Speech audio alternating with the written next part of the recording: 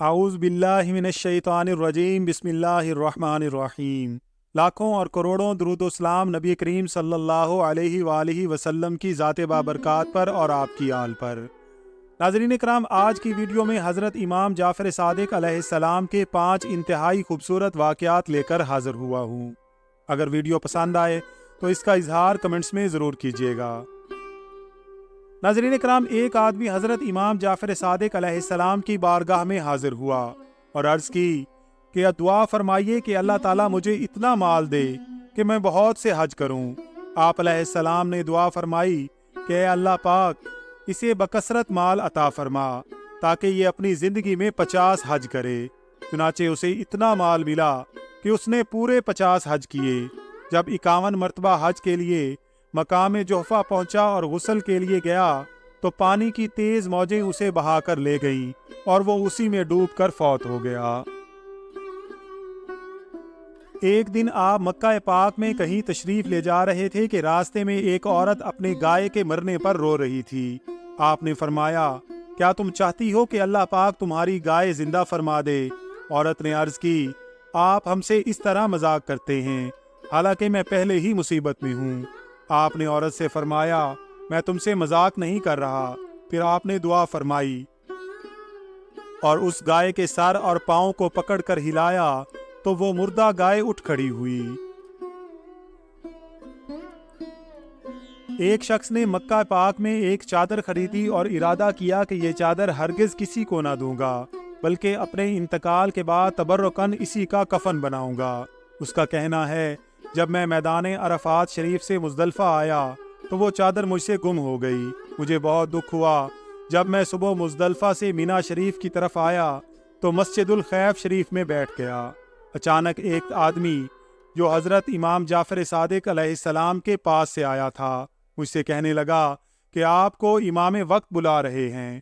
میں جلدی سے آپ کی خدمت بابرکت میں حاضر ہوا اور سلام عرض کر کے ایک طرف بیٹھ گیا۔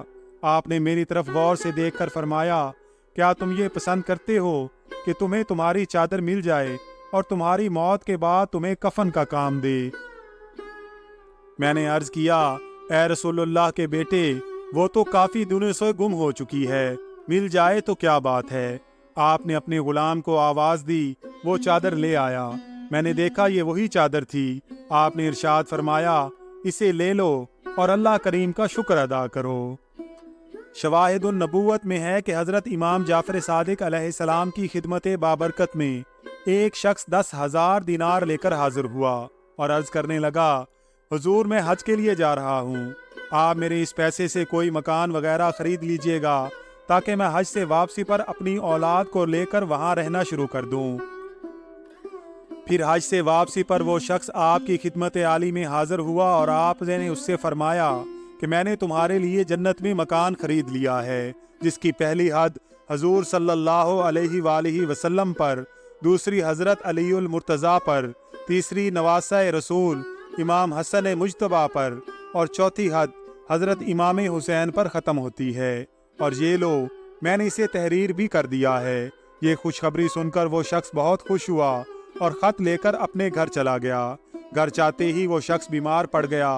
اس نے وصیت کی کہ اس خط کو میرے انتقال کے بعد میری قبر میں رکھ دینا۔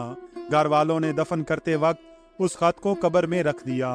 دوسرے دن دیکھا تو وہی خط قبر کے اوپر رکھا ہوا تھا اور اس کے پیچھے یہ لکھا تھا کہ امام جعفر صادق نے جو وعدہ کیا تھا وہ پورا ہو گیا۔ حضرت امام جعفر صادق علیہ السلام ایک مرتبہ خلیفہ منصور کے دربار میں تشریف فرما تھے کہ مکھیاں بار بار خلیفہ کے منہ پر بیٹھتی تھی۔ خلیفہ نے تنگ آ کر عرض کی، اے ابو عبداللہ، اللہ پاک نے مکھی کو کیوں پیدا فرمایا ہے؟ آپ نے ارشاد فرمایا، تاکہ ظالموں اور مغروروں کو ذلیل کرے۔ ناظرین کرام، حضرت امام جعفر صادق علیہ السلام ظاہری و باطنی علوم کے جامع تھے۔ آپ ریاضت و عبادت اور مجاہدے میں مشہور تھے۔ امام مالک کا بیان ہے کہ میں ایک زمانے تک آپ کی خدمت مبارکہ میں آتا رہا۔ میں نے ہمیشہ آپ کو 3 عبادتوں میں سے کسی ایک میں مصروف پایا، یا تو آپ نماز پڑھتے ہوئے ملتے، یا تلاوت قرآن میں مشغول ہوتے، یا پھر روزہ دار ہوتے۔ ناظرین کرام، اللہ تعالیٰ سے دعا ہے کہ اللہ تعالیٰ حضرت امام جعفر صادق علیہ السلام کے